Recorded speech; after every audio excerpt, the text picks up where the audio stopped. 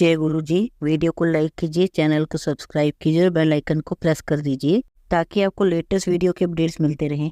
पुरुष नश्वर और विचार भी ऐसे ही हैं। एक विचार को प्रचार प्रसार की उतनी ही आवश्यकता होती है जितनी एक पौधे को पानी की, नहीं तो दोनों सूख कर मर जाएंगे।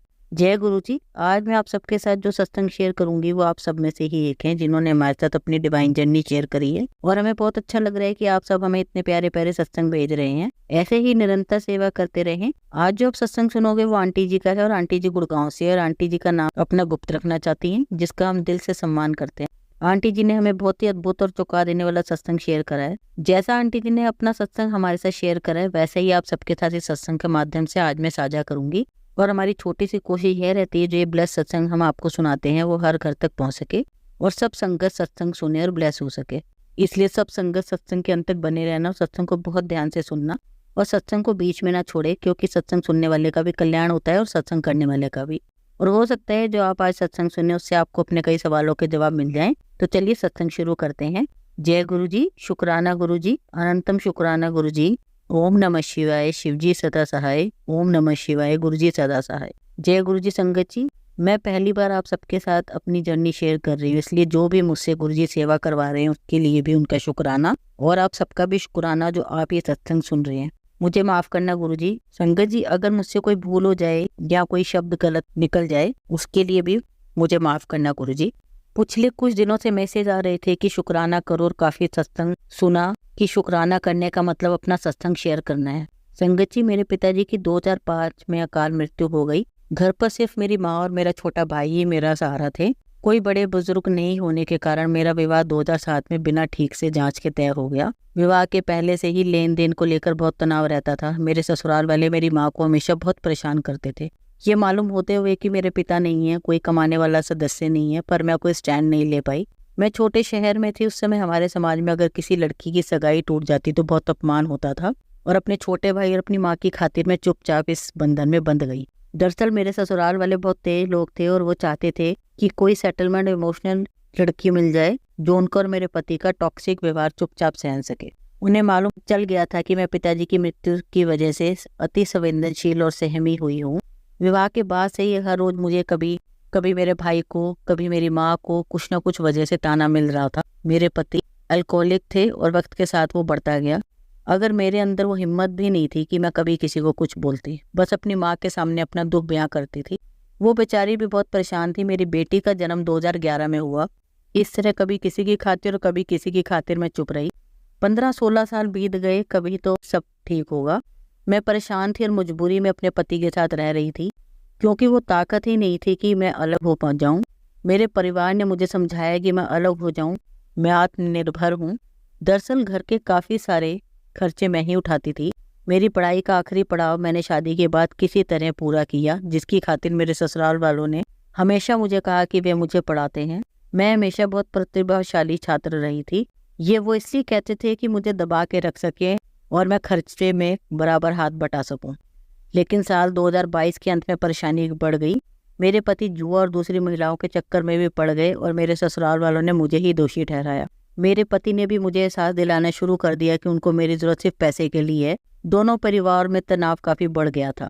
संगत जी, मेरी सास को भी शायद पंडितों ने बता दिया था कि हमारा भविष्य साथ नहीं है, इसलिए तांत्रिक का सहारा लेकर ब्लैक मैजिक के सहारे मुझे कंट्रोल करने की कोशिश करी गई। मेरे पति ने मुझे कहा कि मैं उनको माफ कर दूं और एक मौका दे दूं। मुझे आभास था कि वो नहीं सुधरे हैं, पर मैंने अपनी बेटी की खातिर शायद ब्लैक मैजिक के प्रभाव से उन्हें एक मौका और दे दिया। मगर मैं बहुत तनाव में रहती और लगता है कि अपने साथ कुछ कर लूं। मैंने पंडितों के पास जाना शुरू कर दिया। मैं इतना लाचार हो गई थी कि चल भी जाने को तैयार हो गई। उस दौरान मेरी एक दोस्त जो कि गुरुजी को बहुत मानती है, उसने मुझे गुरुजी के बारे में बताया। संगत जी, यहाँ मैं बताना चाहूंगी कि मेरी एक और दोस्त बनी थी 2022 मार्च में, जो गुरुजी को मानती थी और जिसने करीब 6 महीने पहले मुझे अपने घर में हो रहे सत्संग में बुलाया था, मगर मैंने नजरअंदाज कर दिया था। तब मुझे क्या मालूम था कि गुरुजी जो सब जानते हैं मेरा हाथ थाम रहे हैं, मेरे कष्ट आने के पहले से ही मुझे संभाल रहे हैं। मैं बिल्कुल मूर्ख थी। मेरी दोस्त ने मुझे गुरुजी की महिमा बताई और कैसे गुरुजी ने सभी संगत का कल्याण किया है। उसे मुझे मंत्र जाप बताया और कहा कि मैं रोज करूं।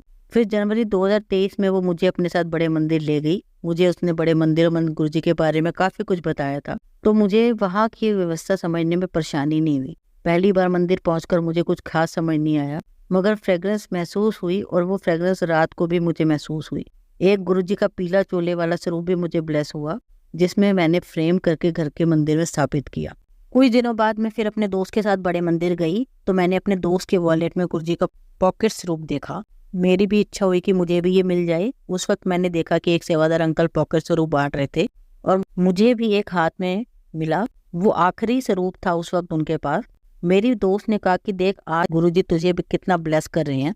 मंदिर से बाहर आने के पश्चात मेरी दोस्त ने मुझे बताया कि मैं रोज जल प्रसाद का सेवन करूं। मैंने जब उससे पूछा, उसने बताया कि लॉकेट स्वरूप के साथ जल को टच करके पीने से गुरुजी हमें बहुत ब्लेसिंग देते हैं, हमारे रोग भी दूर करते हैं। मैंने अपने मन में सोचा ही था कि लॉकेट स्वरूप मिल जाए। अचानक ही एक अंकल ने मुझे और मेरी दोस्त को बोला कि हम अपना हाथ आगे करें, और उन्होंने हमारे हाथ में लॉकेट स्वरूप रख दिया। संगत जी, उस दिन मैंने गुरुजी की महिमा को महसूस किया, क्योंकि मैंने सुना था कि गुरुजी ही शिव हैं।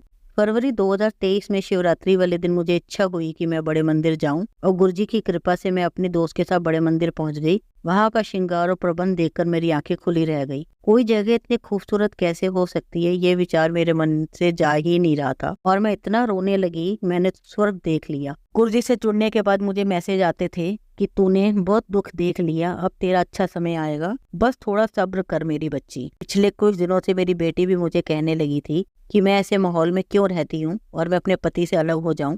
वो भी इतना टॉक्सिक माहौल में सरवाइव नहीं कर पा रही थी। मेरे पति मेरी बेटी को भी बुरा भला कहने लगे। संगत जी, मार्च 2023 में मेरे पति ने नशे की हालत में मुझे बहुत कुछ सुनाया और उनकी माँ ने भी कोई कसर नहीं छोड़ी, मुझ पर आरोप भी लगाया।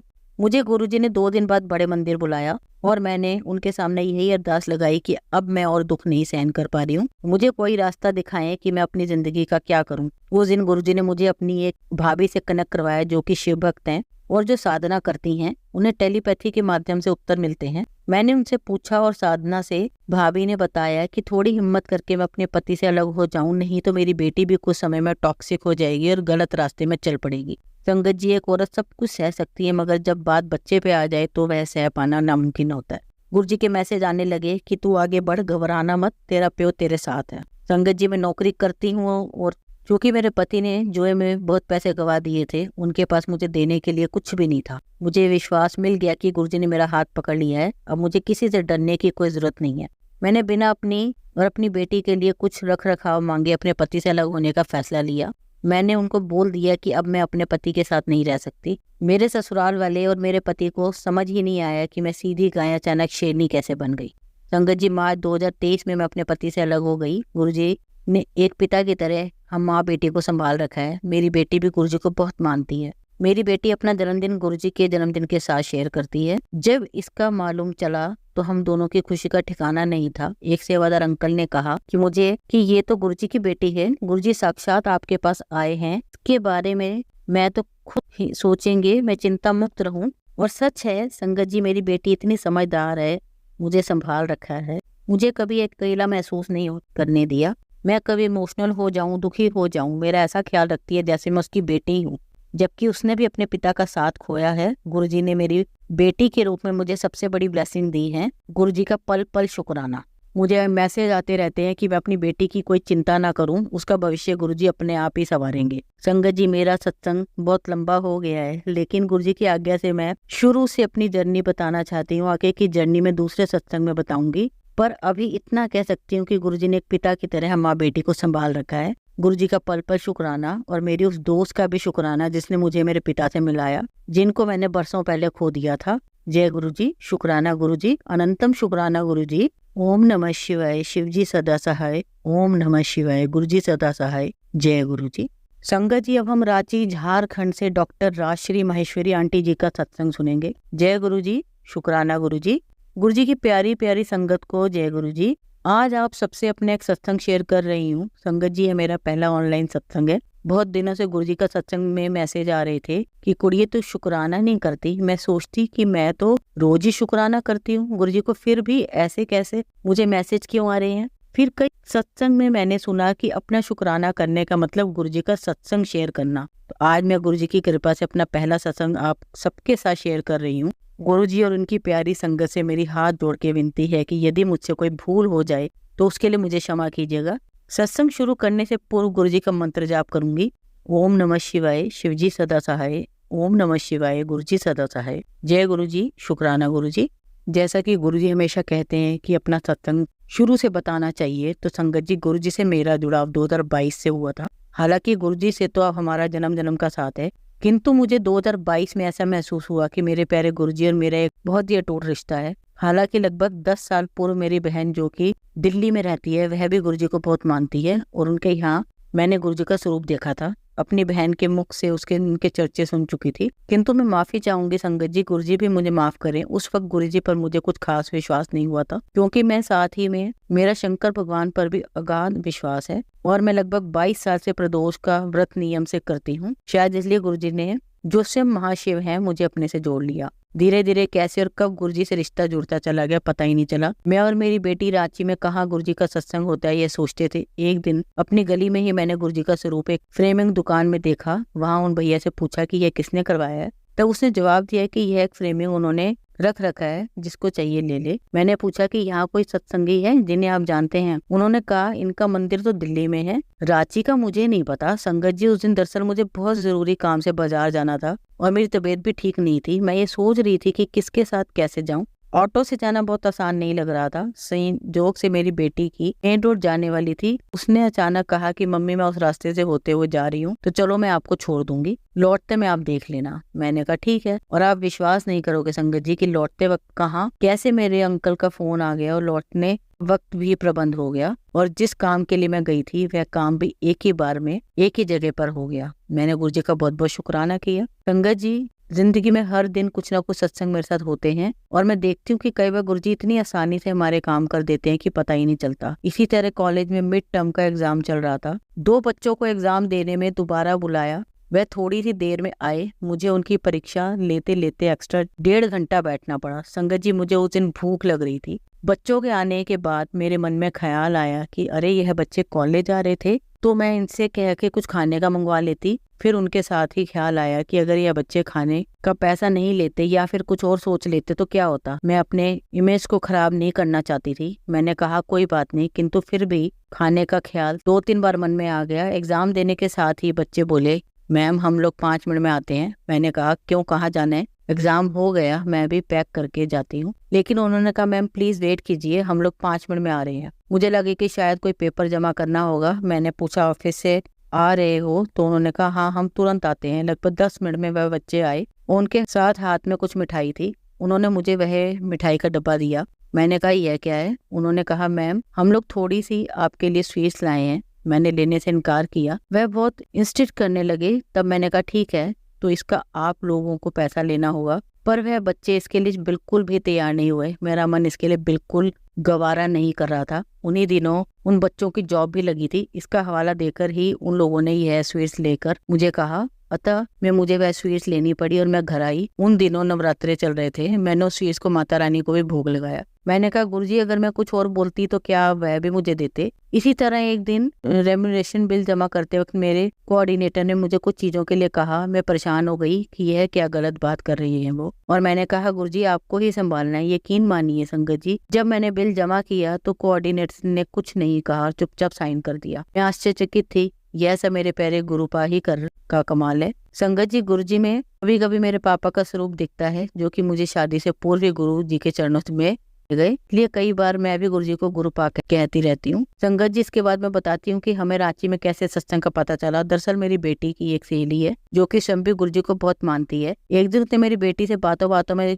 सत्संग का जिक्र किया और कहा कि एक शुक्राना गुरुजी हैं, यहाँ सत्संग है उनका। यह सुनकर मेरी बेटी ने कहा अरे तुम भी उनको मानती हो? तो उसकी सहेली ने उसको भी इनवाइट भेज दिया और मेरी बेटी ने मुझे कहा मम्मी आप भी चलोगी? उस दिन इतवार था। मैं और मेरी बेटी उनकी सहेली के साथ सत्संग में गए। संगत जी गुरुजी का अनंतम शुक्राना कि उन्होंने हमें अपने सत्संग में आने का निमंत्रण भिजवाया और हमें अपने प्यारी प्यारी संगत से जुड़ने का अवसर दिया। संगत जी सत्संग में जाकर हमने देखा कि हमारे बगल वाले घर की फैमिली भी सत्संग में आई हुई है। यह देखकर एक सुखद आश्चर्य हुआ कि इतने पास में ही हमारे संगत रहती है, हमें पता भी नहीं। दरअसल यहाँ सभी पंजाबी थे और मारवाड़ी मैं हूँ।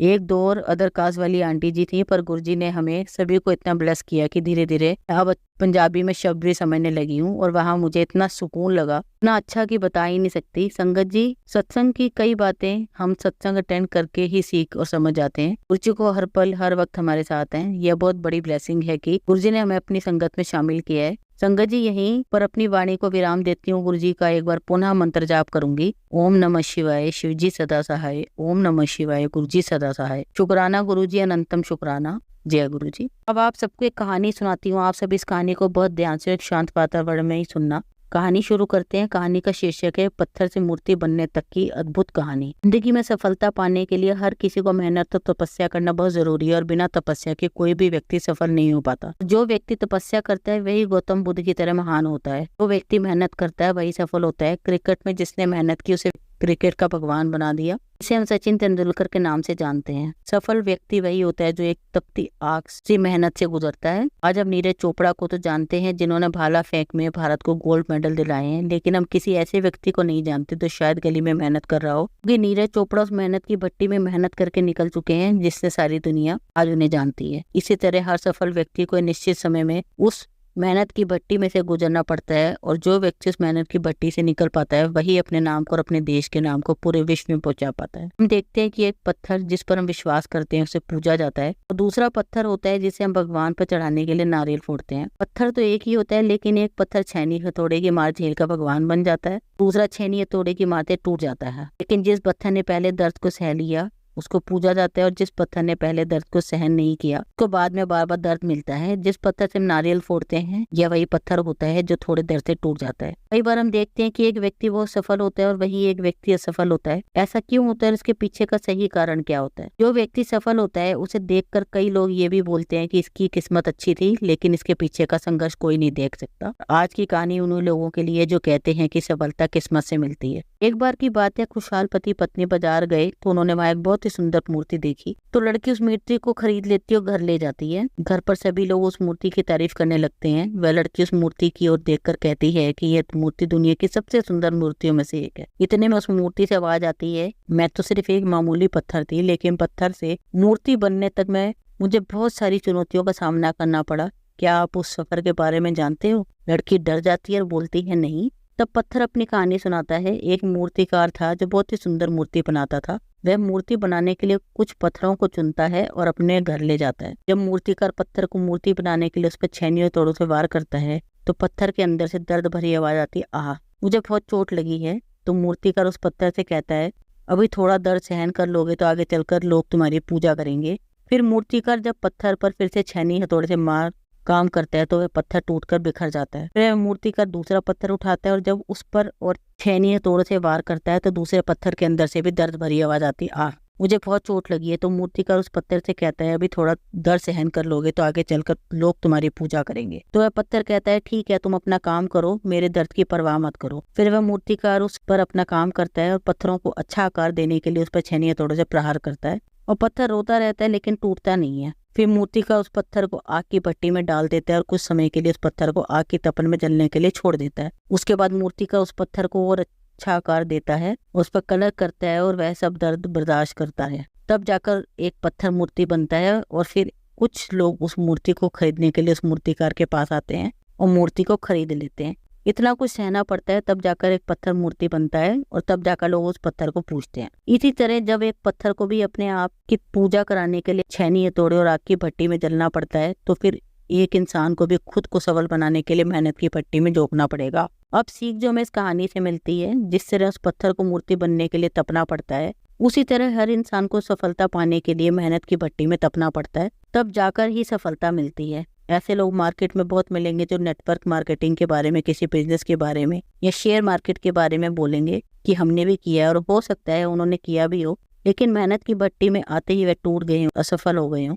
इसलिए हमें किसी की बात पर ध्यान नहीं देना चाहिए, हमें सिर्फ डट कर मेहनत करनी चाहिए। जय गुरु जी। संगत जी, अगर आपको आज का सत्संग अच्छा लगा हो तो आप इस सत्संग को और संगत के साथ जरूर साझा करें, जिससे वो भी महाराज का दिव्य आशीर्वाद प्राप्त कर सकें। जय गुरु जी। शुक्राना गुरु जी।